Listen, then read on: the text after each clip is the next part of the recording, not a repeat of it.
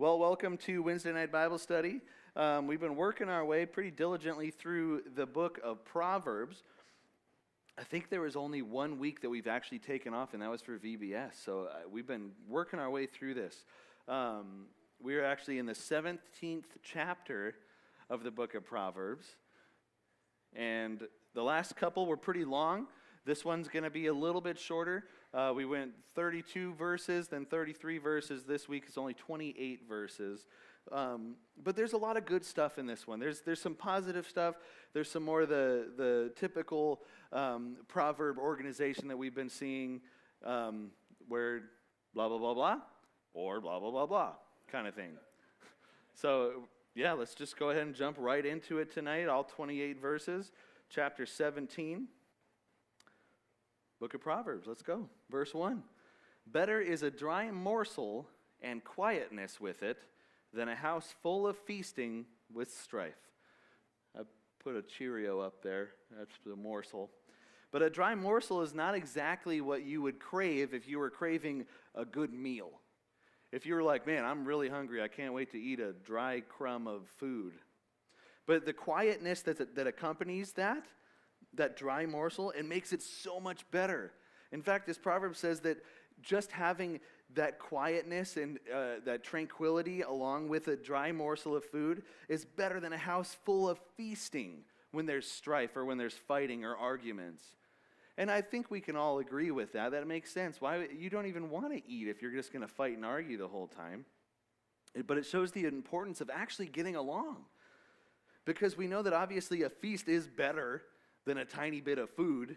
If you're just thinking about it logically, a feast is better. But if that feast is accompanied with fighting and arguments and dissension, it makes all that food a waste. That whole feast becomes a waste. So it shows us how valuable peace and quietness in the home or anywhere where you would break bread with somebody, anywhere where you're investing time with somebody, it shows you how valuable that peace and that quietness really is. Verse 2, a servant who acts wisely will rule over a son who acts shamefully and will share in the inheritance among brothers. Now this is a pretty interesting verse right off the bat for a couple different reasons. From a spiritual sense, which I'll get into in a second, but also just in general, it's an interesting verse. You can kind of see this role reversal here in this verse. Basically, a son who acts shamefully deserves to be a servant. And a wise servant deserves to be treated like a son. Typically, the way that this should work would be the son would inherit the inheritance. That's what an inheritance is. The son's supposed to have his natural place in that order. But that doesn't necessarily mean an absolute right to that inheritance. It might go to a wise servant instead. This verse says that if the son acts shamefully, and if it's in God's will, God's going to lift up this wise servant to the inheritance among the brothers, taking the place of the son, kind of. Basically, if the evil son or this shameful son doesn't change his ways, he's going to lose his inheritance. The wise servant will receive a share of the inheritance instead of that shameful son. Now, a good example of this, to kind of put this into context for you, is how the Gentiles, us, we're able to receive salvation even though we're not Jewish, even though we're not descendants of Abraham. In the Gospel of John, Jesus is speaking to the scribes and Pharisees, and we actually just read this past Sunday. They said to him, well, Abraham is our father. And Jesus said back to them, if you're Abraham's children, then do the deeds of Abraham, which you're not doing. But as it is, you're seeking to kill me, a man who has told you the truth, which I heard from God. Abraham did not do. He didn't try to kill me. There's a fly in here. Later on in the book of Acts, Paul and Barnabas said, it was necessary that the word of God be spoken to you first, speaking to the Jews, but since you repudiate it and consider yourselves unworthy of eternal life, behold, we're turning it to the Gentiles. And then later Paul wrote to the Galatians, he said, if you belong to Christ, then you are Abraham's descendants, heirs according to heirs according to promise. A member of Abraham's family is a child of God. Each person who's a member of Abraham's family is welcome to that inheritance, to that promise. But, like we just saw, if that person refuses to follow Jesus, that person loses that inheritance. Instead, through grace, everyone who is not from this family can become a child of God, and everyone who follows Jesus becomes a child of God and gets that inheritance. Does that make sense? Verse 3. The refining pot for silver and the furnace for gold. The refining pot is for silver and the furnace for gold, but the Lord tests hearts. This is a cool verse here, because some things are meant to be tested and purified, and silver and gold are refined and they're purified. And that's what God does for our hearts. He refines our hearts and he purifies our hearts, which is why he provides his word and his truth as a standard for us to follow. The standard of God refines our hearts. Have you ever seen gold or silver actually getting refined? Have you ever seen videos and stuff of it? That fire is incredibly hot. It's crazy how hot it actually gets. And it burns off any kind of impurities in those precious metals. And that's important because that's where the word purified is coming from. It's burning off the impurities to make it pure gold or pure silver. That's what God does to our hearts. In Malachi 3 it says, "For he is like a refiner's fire and like launderer's soap. And he will sit as a smelter and purifier of silver. And he will purify the sons of Levi and refine them like gold and silver, so that they may present to the Lord offerings in righteousness." Isn't that awesome that God does that for us? The refining pot is for silver and the furnace for gold, but the Lord tests hearts. Verse 4. "An evildoer listens to wicked lips, and a liar pays attention to a destructive tongue." Some people enjoy bad things. An evildoer, according to this verse, an evildoer will actually take the time to sit there and listen to bad things. And a liar will actually take the time to actually pay attention to a destructive tongue. It seems that evildoers and liars might actually enjoy this kind of stuff. They're putting effort into it. An evildoer seems to always be ready to receive that evil. And a liar always seems to be ready to pay attention to lies. The Hebrew there means, for pay attention, means to broaden out the ear to. It means to be eagerly listened to. That's something that requires work. Have you ever heard of active listening? When you actually you're like making eye contact and you're actually receiving the things that are coming in. You're putting forth effort to actually listening. That's what this is talking about. Those who lie love to listen to lies. And they love to speak lies, which for anybody else it should be concerning if you love to hear lies, or if you love to hear gossip about others. If you like to hear this kind of stuff, that should be an alarm bell for you, because those are not traits that we should actually enjoy having like these people do, an evildoer and a liar. Verse 5. "One who mocks the poor taunts his maker. One who rejoices at disaster will not go unpunished." Now, back a few weeks ago in chapter 14, we read a verse that says, "One who oppresses the poor taunts his maker, but one who is gracious to the needy honors him." Now, speaking of the oppression of the poor, this verse says that taunting them taunts their maker. Sinning against others is sinning against God. If we're all created in God's image and we're all God's children, then sinning against someone else is obviously something that goes against God. It just makes sense logically. But being gracious or kind to anybody, specifically the needy, this is talking about the poor, that honors God when you're kind to somebody, because God is gracious, God is kind, God is merciful. So if we emulate those traits, then we're honoring God. Mocking others taunts their maker because God made them. If you're mocking people, God created that person.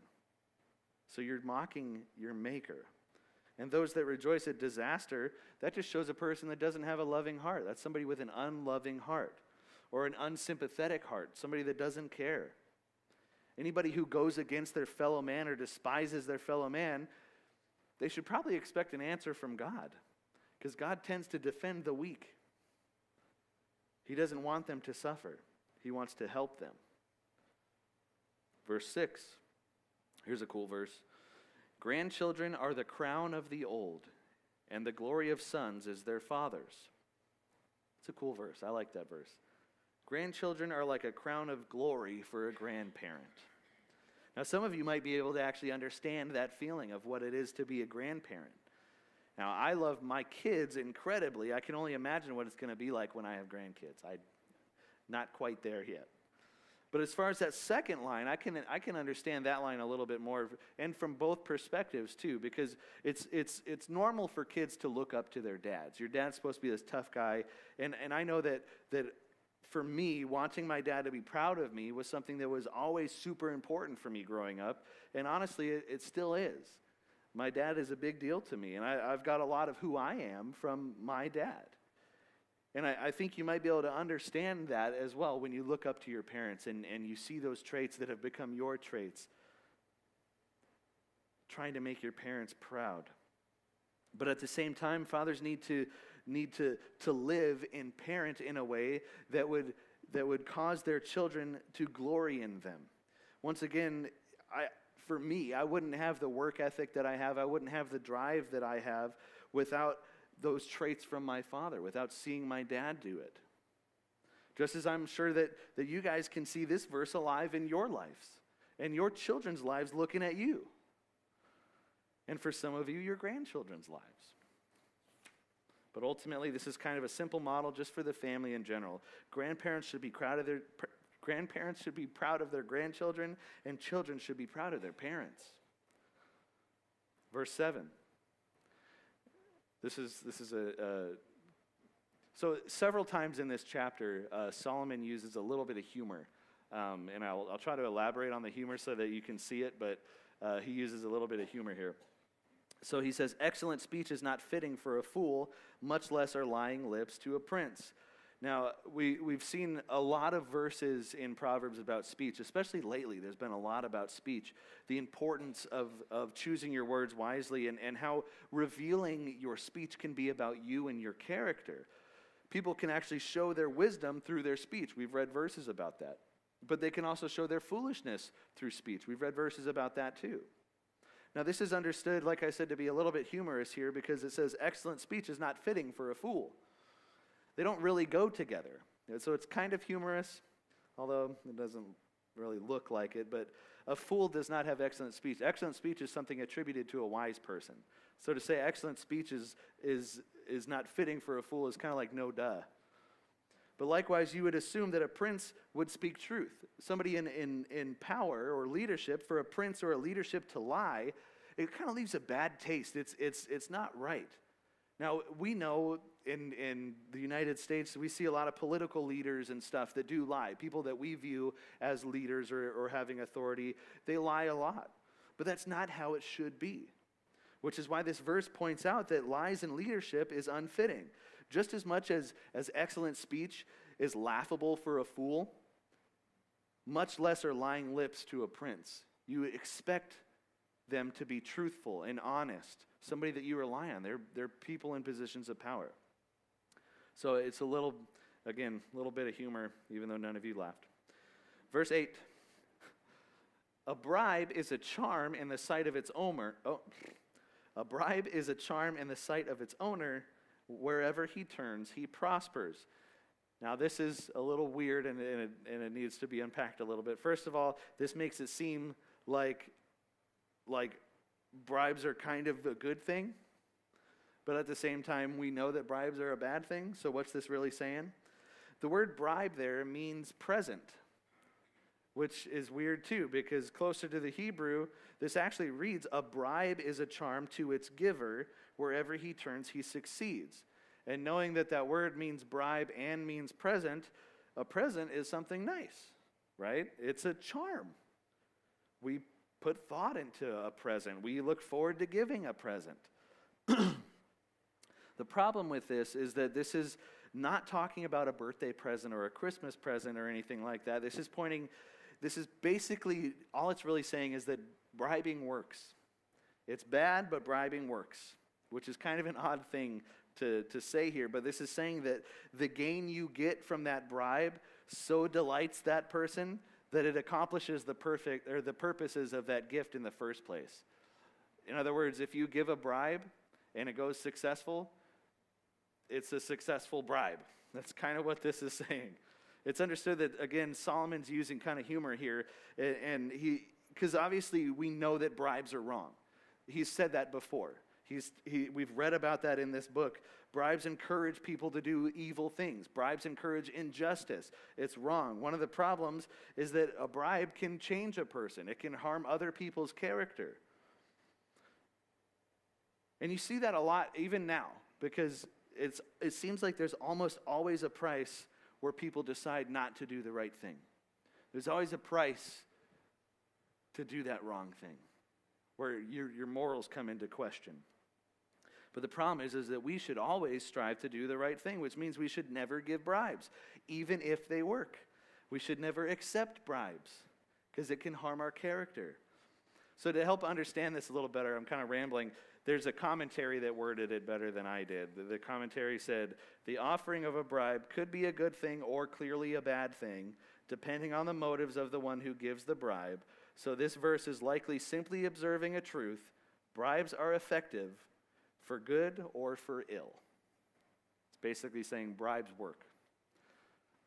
Verse 9. One who conceals an offense seeks love, but one who repeats a matter separates close friends. Now this is another kind of cool verse here, because it's important to address sin and bring it to light. It's important to have that conversation with somebody, but at the same time, the sins of others should sometimes very carefully and lovingly be covered. To uncover somebody's sin by repeating it to other people or gossiping about it, that can ruin relationships and divide friendships. Overall, the dealing of sin rests with God, right? This is not saying that sin is condoned at all. It's not saying that you should hide somebody's sin to help them to continue to sin. It's simply saying that sometimes we don't need to point out somebody else's sin. Sometimes we don't need to bring that to light. Basically, this is talking about forgiveness and to help that person not repeat their errors. Remember, we just talked about this a couple weeks ago. Jesus taught to forgive 70 times 7 times. In other words, keep on forgiving. Keep working with that person. You don't need to put that person's sin and mistakes on blast. You can just support them and work through it with them. One who conceals an offense seeks love. Verse 10. A rebuke goes deeper into one who has understanding than 100 blows into a fool. Now, I think this verse is funnier than the other one, but here we see the importance of a proper rebuke that somebody receives well. So we've talked about the importance of accepting course correction, talked about the importance of discipline. A wise person responds to rebuke by learning from it. You accept your discipline and you learn from it and grow and move on. A single rebuke should be enough to correct a wise person. If you're wise and you get hit with that discipline, you should be able to take that, learn from it, and move past it. Because it makes sense that a wise person always wants to do the right thing. Oops, you're right, made a mistake, forgive me, let me learn from it, let me grow.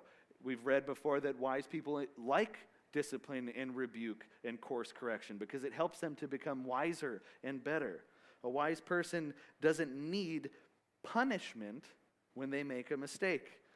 But for the fool, it's a little different. It sounds like a fool needs this repeated course correction. They're not learning from it. They don't receive it correctly. The problem is that it's not the correction. That's not the problem. The problem is in the fool.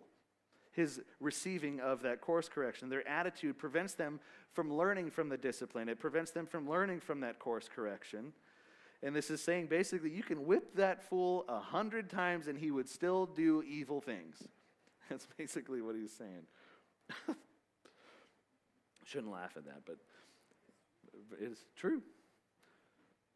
Verse 11, I mean, it kind of like, how many times do I have to tell you? Proverbs, I love you, Sherry.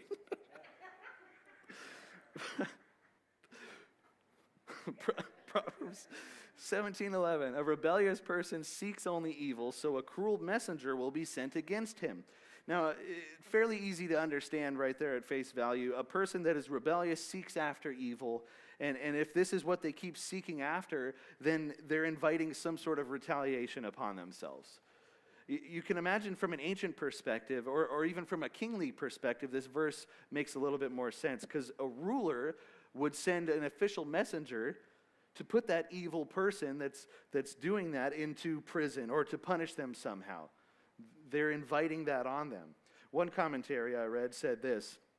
It said, this expression could refer to a pitiless messenger that the king would send, but it also could refer to storms, pestilence, or any misfortune that was God's messenger of retribution. Regardless, if you're investing into this kind of life, you should probably expect some sort of godly retaliation, or some sort of retaliation in general. Verse 12. Let a person meet a bear robbed of her cubs rather than a fool in his foolishness. This is probably one of my favorite verses in this chapter. It's a really cool verse because it shows the real dangers of foolishness. There's danger there. Remember, being a fool is likened to somebody that is choosing to oppose God. It's somebody that it's not the same as ignorance or being naive, because that's somebody that doesn't know. So a fool is somebody that knows and still chooses wrong.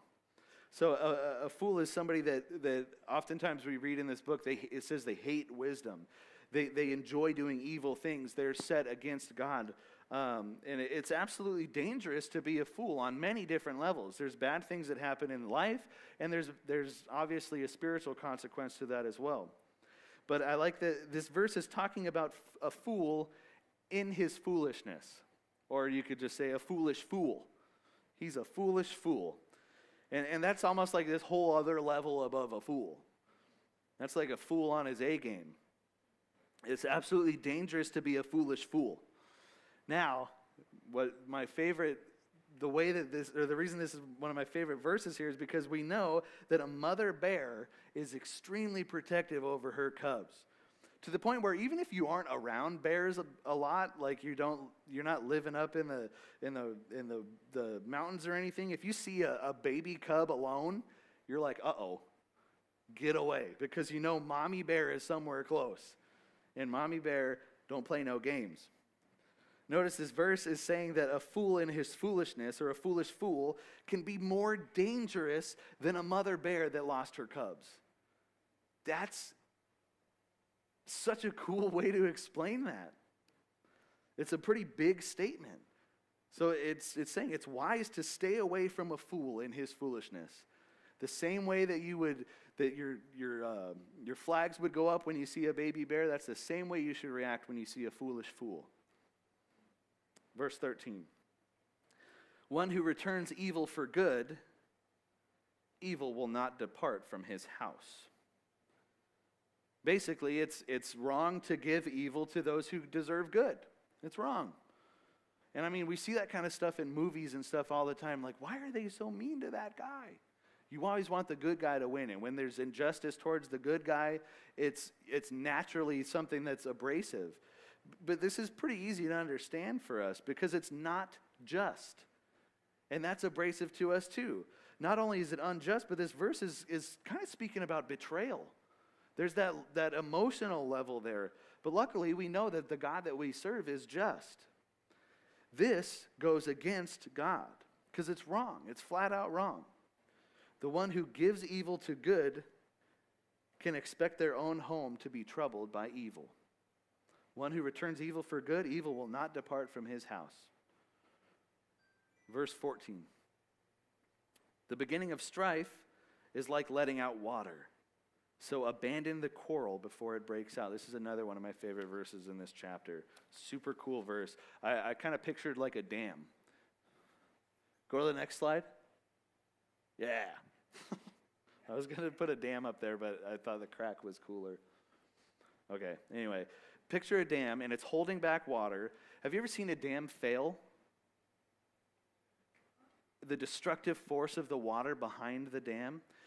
a crack can turn into a hole, and then the water continues to erode the dam until the water just destroys the whole thing, and then it's rushing down the waterway, and if there's anything in its path, it's swept away. Excuse me. And it's destructive.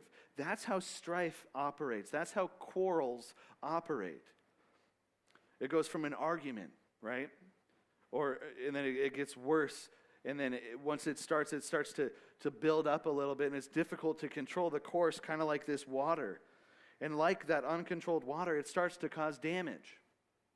Even a small disagreement. You can have a small disagreement. Well, orange is better than blue. Well, I disagree. Well, you don't know anything. My dad jokes are better than yours. Oh, yeah?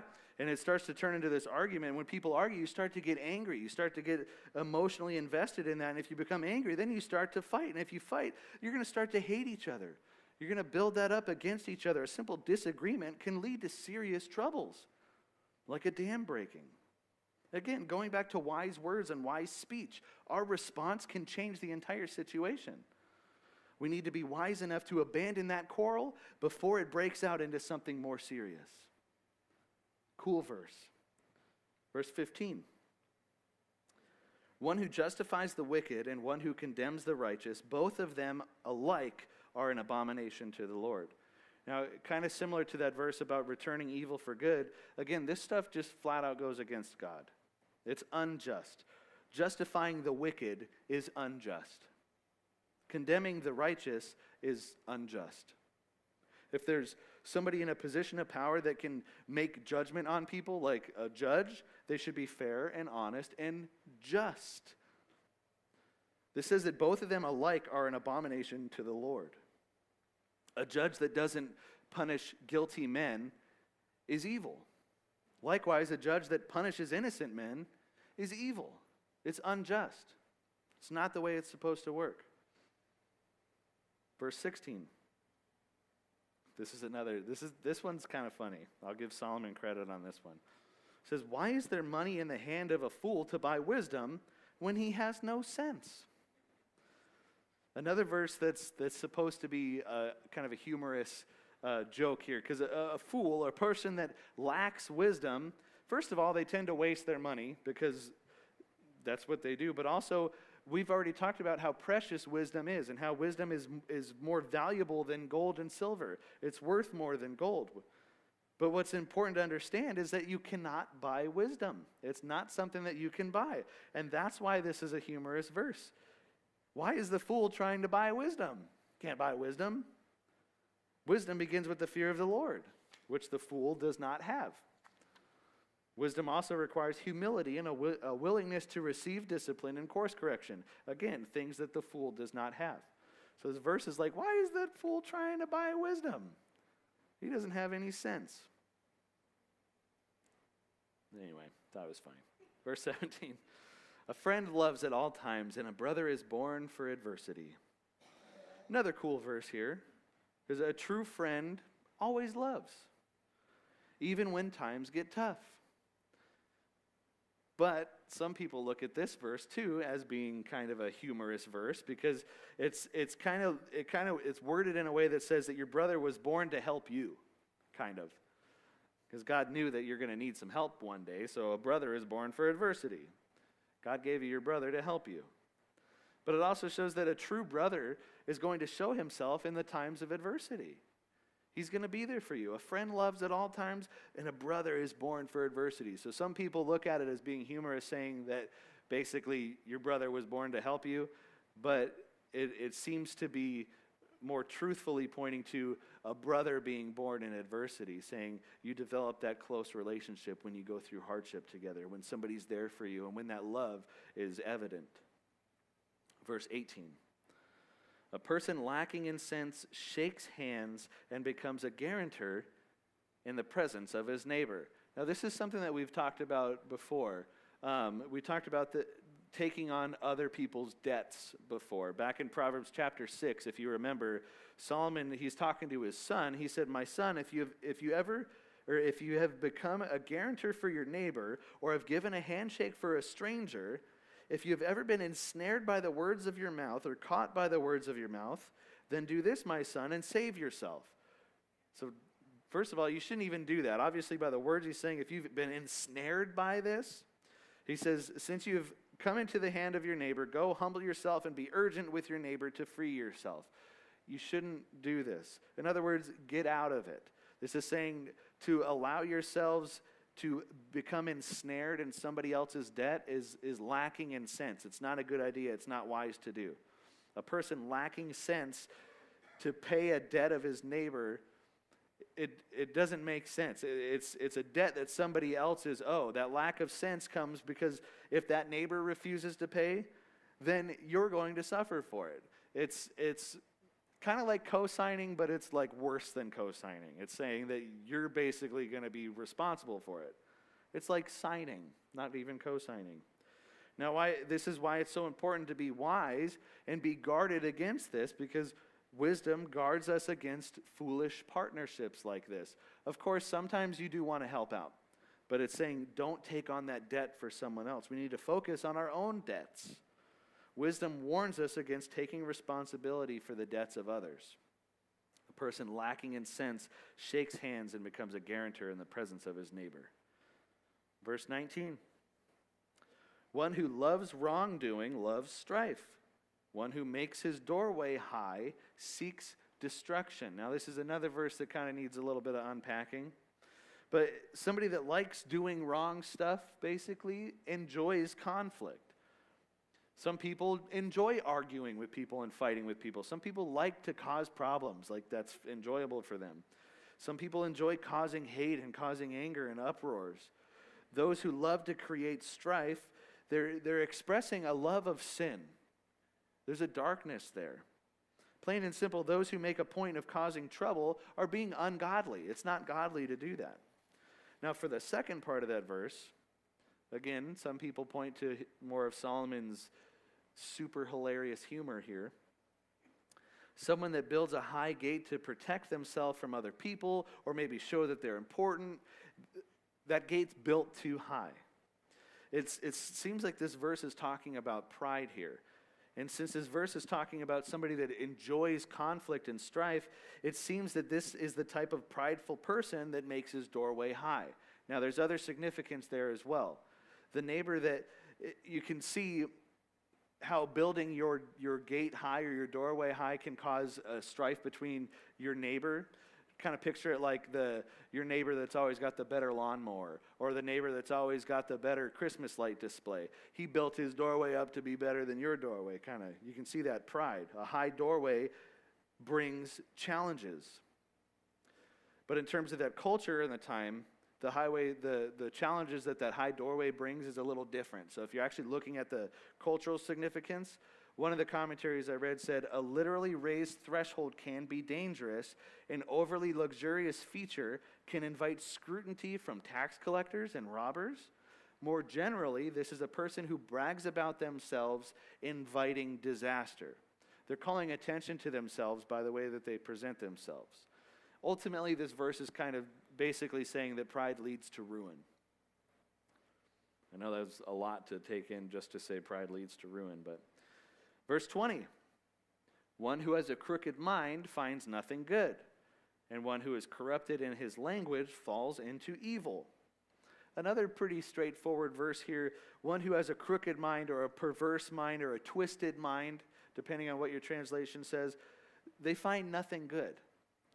Closer to the Hebrew, this verse says, the one with a perverse heart finds no good. Somebody who has a perverse heart or a twisted heart, they're not going to find good. That just makes sense. A person with a twisted heart is obviously not set on godly things. If their motives and their morals are bad or twisted or perverse, they cannot expect blessings from God. It doesn't work that way. And again, in the second part of that verse, we see that speech matters once again. Speech matters. One who is corrupted in his language falls into evil. Or closer to the Hebrew there, it says, one whose tongue is deceitful will fall into trouble.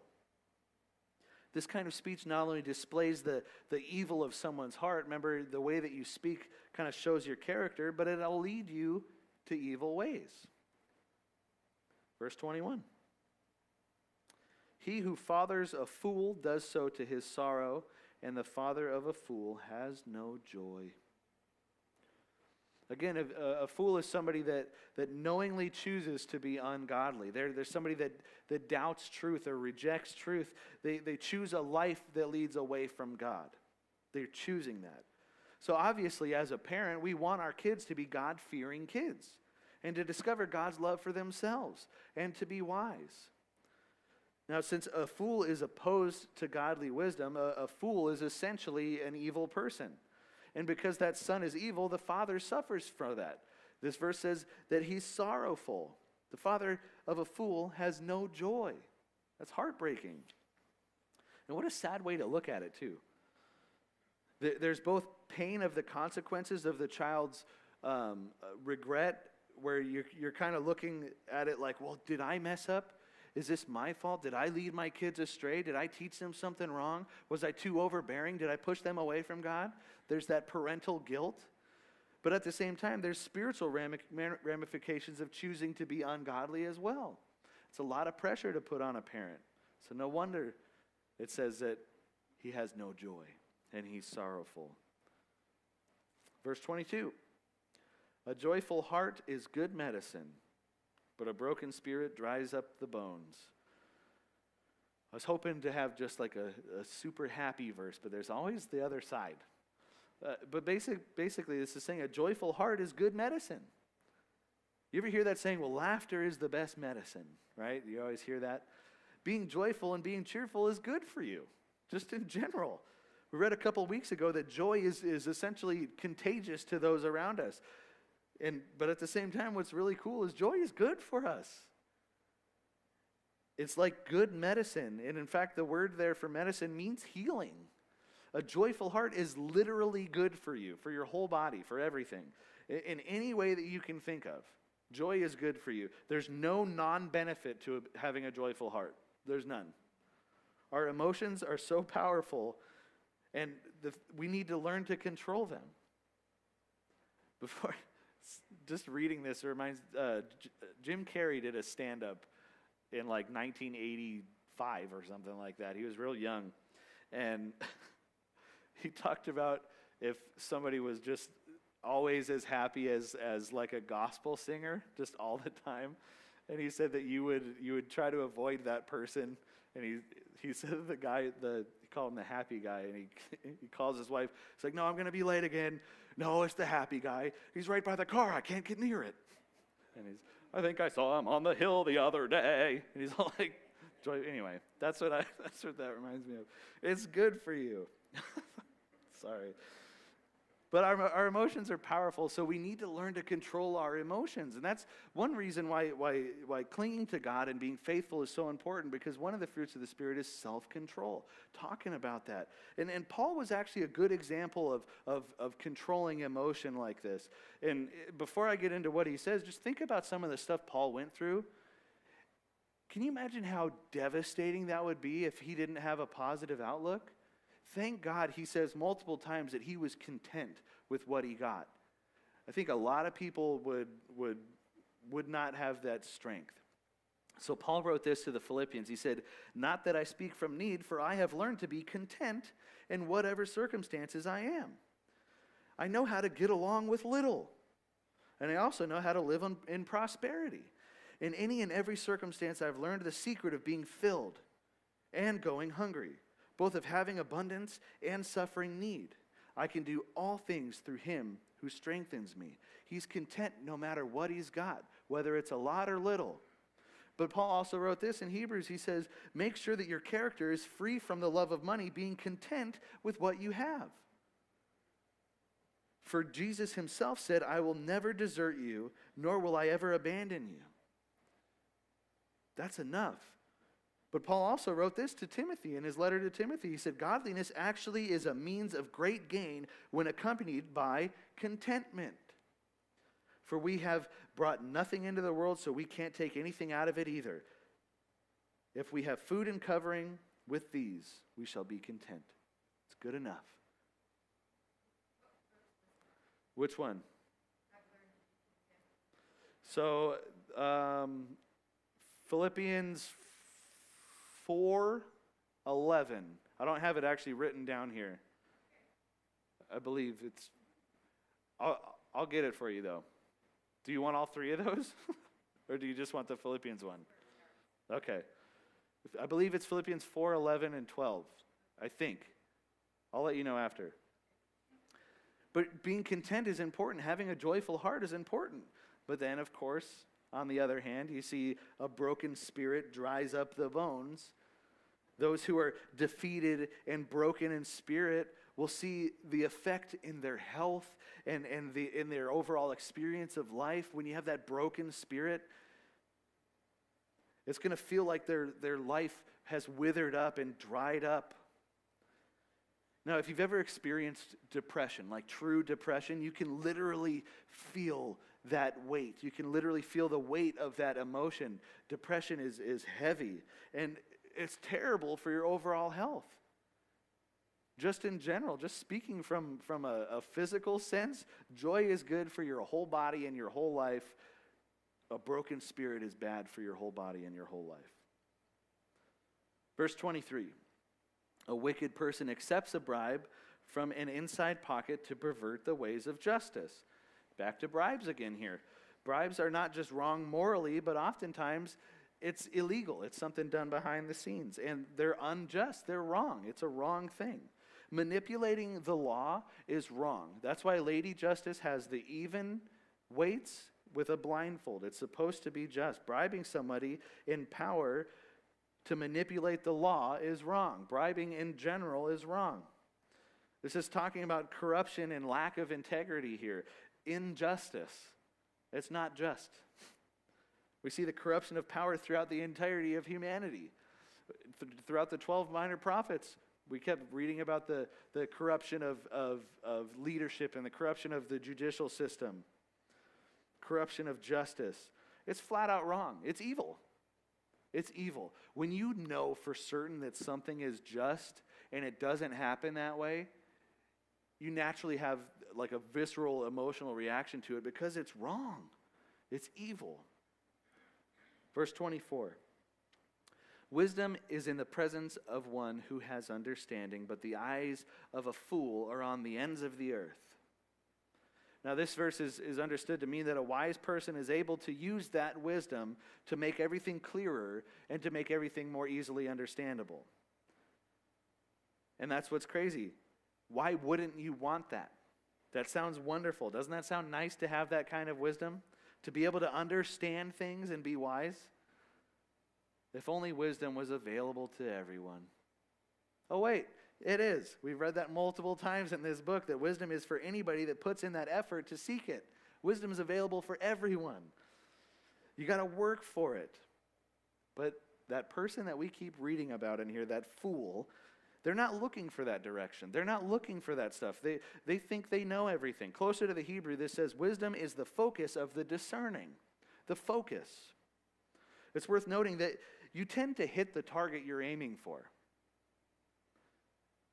Now, where the fool is aiming, they're going to hit that target too. The fool and the wise person are not looking in the same place. They're not even aiming for the same target. The wise person is focused on correct things. They're deliberate.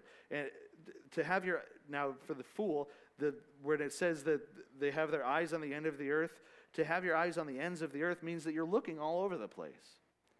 You're not focused on that target. They're looking everywhere except where they need to be. Closer to the Hebrew, it says, the eyes of a fool wander to the ends of the earth. Does that sound like a deliberate target, or does that sound like a little chaotic?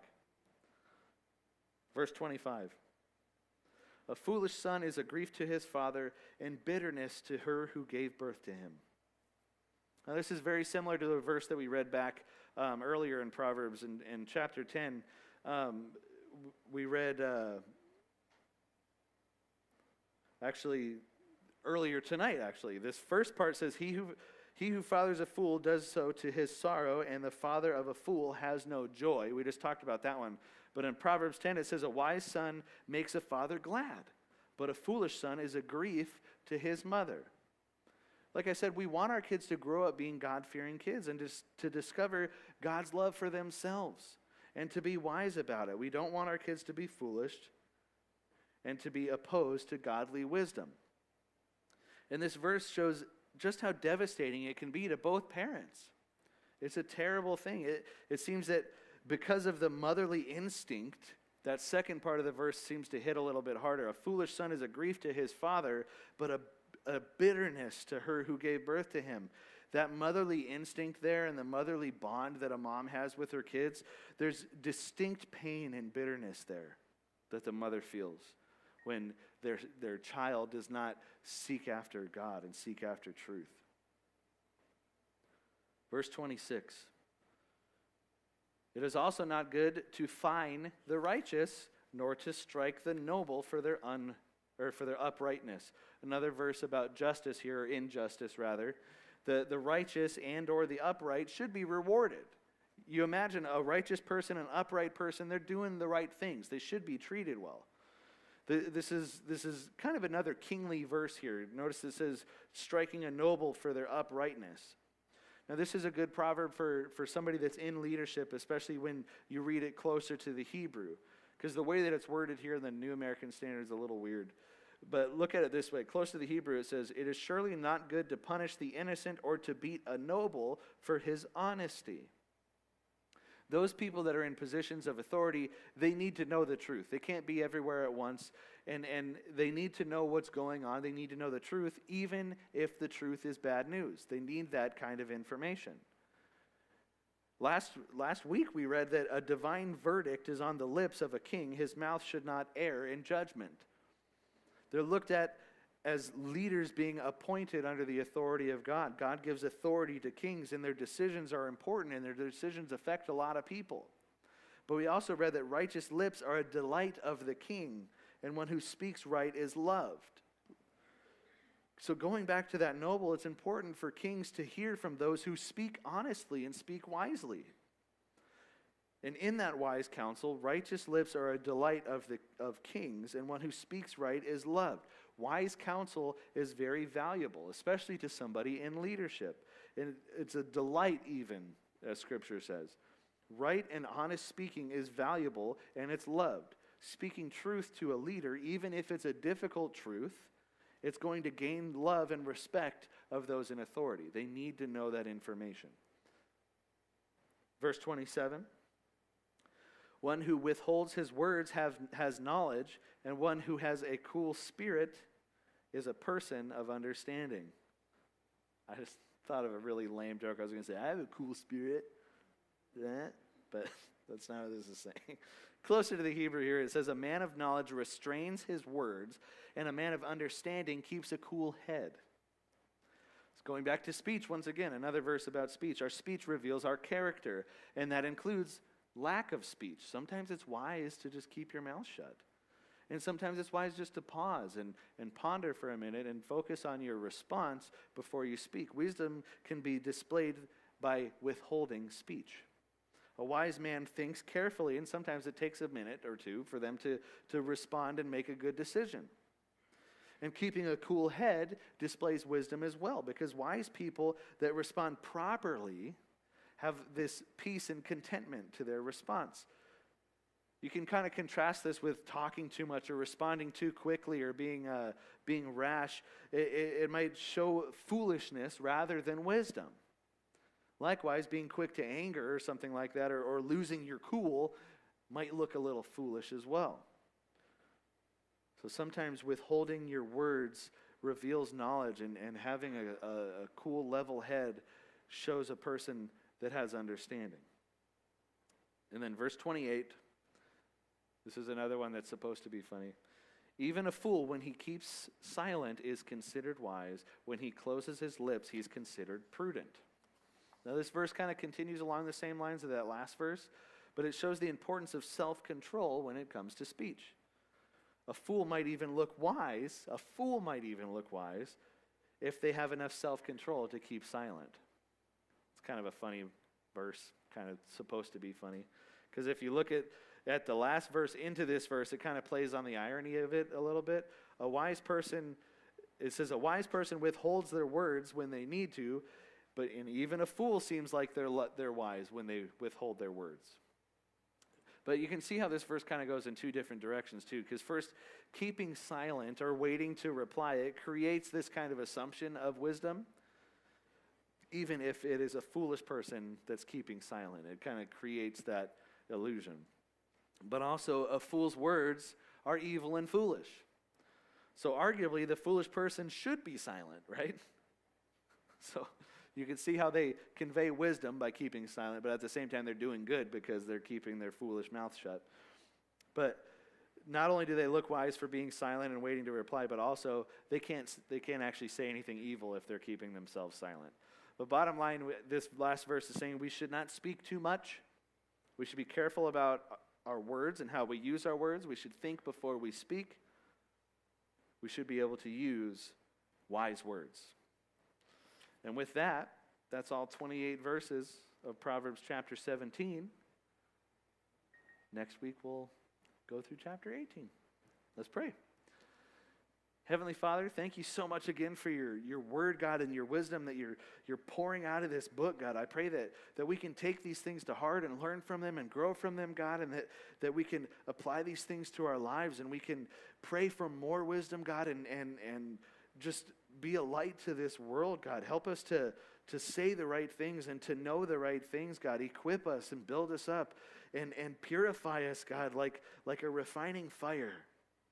Continue to work in our lives, God, because we need you every single day. We need to be continually refined, God. We need those impurities burned off, God. Keep working on us, God. Keep working on our hearts. Help us to be better people, godly people, upright people. Help us to be wise. And God, ultimately, we trust you with everything that we've got, and we know that you're in control. And we know that the fear of you, the awe and the reverence that we have for you, God, the obedience to you is the beginning of wisdom, God. So help us to be obedient. Help us to follow you diligently, God, and help us just to continue to dive into your word, God, and grow closer to you. Thank you so much for the opportunity to be able to study this together, God, and fellowship in your name. We love you and we trust you. It's in your son's name we pray. Amen.